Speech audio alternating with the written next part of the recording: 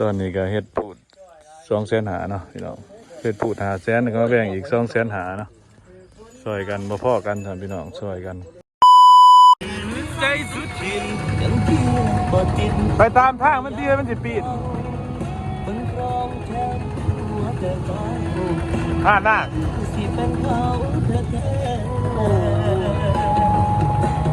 เจ้าคือสิมักเท่าไรแม่นบ่ล่ะทางเหินอายแบบบ่หัวซาทั้งที่เคยแต่เป็นไผจังอ่ะยิงข้ามมันกี่ดียิงข้ามมันกี่ดี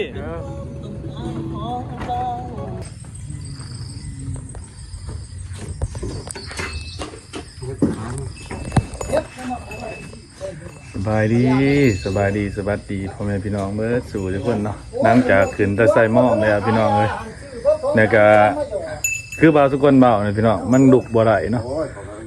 นี่มันยืนบ่ได้นะลุกมีแต่กินยากินยังซื่อเด็กอะเบิ่งไปมันลุกสิบ่รอดแล้วก็เด้อให้ป่าลุงผู้เฒ่าผู้ขางเงื่อนขางซ่านเพิ่นมาตีราคาให้พี่น้องมาเฮ็ดตัวไรเนาะก็ได้เป็นครัวทั้งหลังมาซอยกันพี่น้องท่านคืองัวมันคือว่าสกุลบ่าวมันก็บ่ได้เฮ็ดแต่นี่งัวมันเฮาบ่ได้ซักบานซักยามันของเสือของค้ามันก็หลบซื่อเนาะ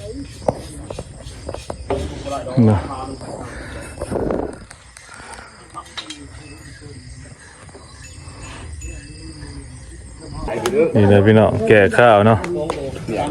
เหล่าข้าวว่าหน้าเฮาเองพี่น้องสนับสนุนแล้วก็เมืองแสนสมบูรณ์เนาะนี่ถ่ายไก่บ่ได้เด้อพี่น้องเดี๋ยวมันติดแรงเนาะใช่แต่ผามีบ่ผาอันนี้ผากินข้ามมาผากินข้ามนี่พี่น้องตอนนี้ก็อยู่พิภาษาเป็นตีผูดเนาะบาสกุลบ่ได้ถ่ายไก่มันสิติดดีกระซิดเนาะตลาดยี่บาทถ่ายซ้ำนี่แหละพี่น้องก็เบิดเป็นพันบาทบ่เขาเจ้าก็เหมือนหน้าไก่หน้าเคียงเพิ่นก็มาเอาซอยพุ่นละ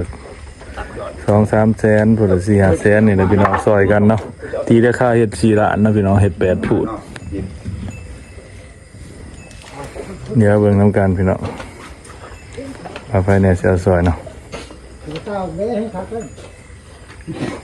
จำให้ในที่ผู้เห็ดผู้ทำเบิ้งตัวนี้ก็ปิ้งตับเขาจะได้กินอะไรออกมานี่แหละพี่น้องเขาจะกินข้าวเค็มเนี่ยนอกจากใส่เนาะปิ้งเครื่องในไว้ก็คอยอย่างนี้นะไปพูดผู้เห็ดผู้ใดกินนี่แต่ผู้ใดเห็ดนั่งเห็ดม้วนจังหวะแซ่บบ้างทางเนาะแซ่บอยู่ยามมังกี้ก่อนยามเด้อต้องเว้นละกวนยามมันบ่จะได้จ้ะตอนนี้ก็เฮ็ดพูด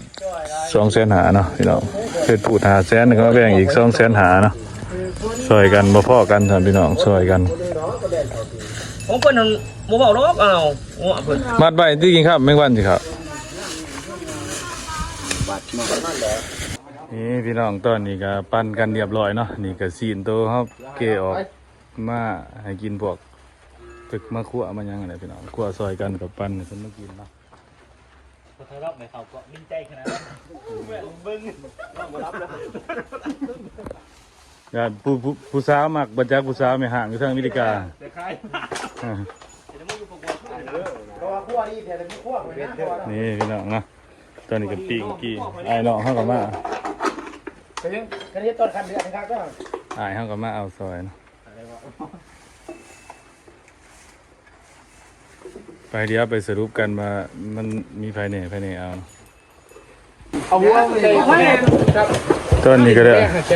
พี่ข้ามผมว่าต้องอีกครับเก็บขอบใจได้พี่เฮ้ยคนเขาจะได้เอาช้อนเอียงช้อนนี่แน่ตัวทุ่งอีกที่มันสิเตะล้างมือทงยางอยู่เฮ้ยสิปลายกระดุกใส่อันนั้นบดีไม่ได้ขวัญดีทุ่งบีดอกขวัญเอียงเจ้าบ่ได้เอาพี่ยังบ่ได้ลายมันถ่ายเดี๋ยวได้ถ่ายก็ได้พอแล้วนะต้มเลยอันนี้ได้เดี๋ยวก็เอาหมดบ่ทุ่งบี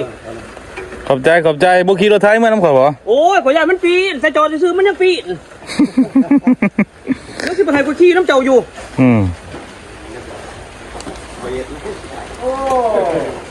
ว่าพอเห็ดมาวันไหนลายบ่อ่ะดีกว่ามาหลักตับเขาตอนนั้นมาขาหมูนี่เราเอาตับเขาเมื่อมาเห็ดเขาสิเจียบมา คือรถเข้าพักนะ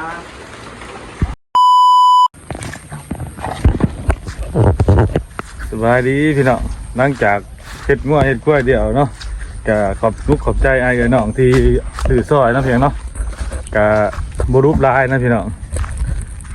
ก็ได้ครึ่งหนึงเนาะได้ประมาณอยู่4ล้านถ้วนนี่แหละพี่น้องเฮาเฮ็ด8พูด เอียงไป แต่จริงๆเราขายว่ามันยังเป็นมันบ่เจ็บบ่หยังไงได้อยู่ขายอยู่ประมาณ8กว่าล้านมันงัวแม่ลูกอ่อนเนาะมันกำลังจ่อลูกน้อยหนึงตอนนั้นเขาพยายามเนาะย่างลูกไหนน้ำไม่นี่นะตั้งไว้พวกเช้านี่นะมายามมองคือเก่าพี่น้องน้ำกับห่วยลงเนี่ยนี่ตั้งไว้นี่น้ำกับพวกลงเนี่ยแหละพี่น้องเดี๋ยวไปเบิ่งน้ำกันนะมักสาวนี่ได้พี่น้องจนเขื่องทางอันนี้เนาะตอนนี้ก็ย่างยามมองพี่น้องปลานี่มาถือเซยปลาอีตูอีกำแบบปกติมันอยู่แต่แถวน้ำเซ่ไรน้ำบังใหญ่ๆเนาะนี่มันก็ขึ้นมาอยู่เซยพี่น้องงามดีระบานหลังจากยามม่อนเนี่ยพี่น้องได้แขตัวหนึ่งเนาะนี่พี่น้องว่าแม่นนะค้อนใหม่พี่น้องค้อนใหม่คนด่าก็อยู่ค้อนใหม่เขาสิไปซุ้มให้งัวนะพี่น้องให้ควนให้มันได้ควนได้ยังพอได้หินได้ยุ่งงัวกันยังบ่ได้พี่น้องก็ตายเรื่อยๆเนาะมันสอนนี่ก็เฮ็ดตัวหนึ่งมันดุบ่ได้นี่ว่าทุกคนก็จะตัดสินใจเฮ็ดเลย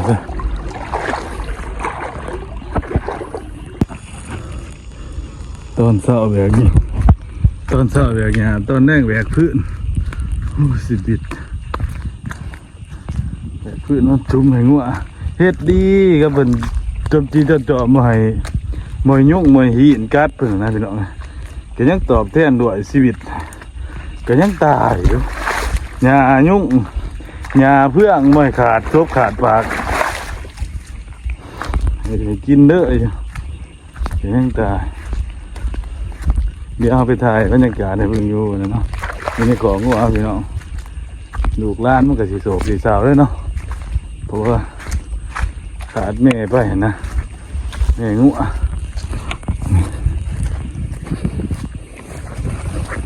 ก็ขอมุกกับใจไอ้น้องเลยพี่น้องเที่ยวซอยเนาะมึงสาวนี่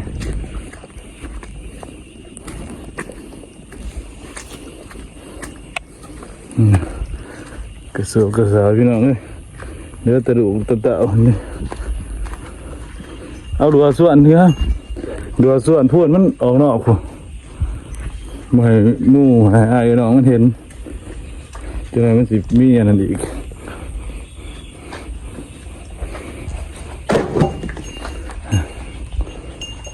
เดี๋ยวเสริมเป็นหัวไปหัวก็เท่าไรแบบนี้ส่วนข้าวป้าส่วนเขาฝุ่นนี่ตัวนั้นมึงอีเมลแล้วจิชุ่มมาเลยส่วนขามฝุ่นไหนขามฝุ่นนี่แหละพี่น้องเอาน้องเพียงเนาะสำหรับคลิปนี้บ้าสักคนเกิดสิจบบ่อยเพียงจากนี้เด้อพี่น้องขอบมุ้งขอบใจ FC ที่เข้ามาเบิ่งเนาะมียังกับมินให้กำลังใจบ้าสักคนในเด้อพี่น้องพอกันอีพี่หนาเนาะมาเสียจังไรกับงัวกับควาย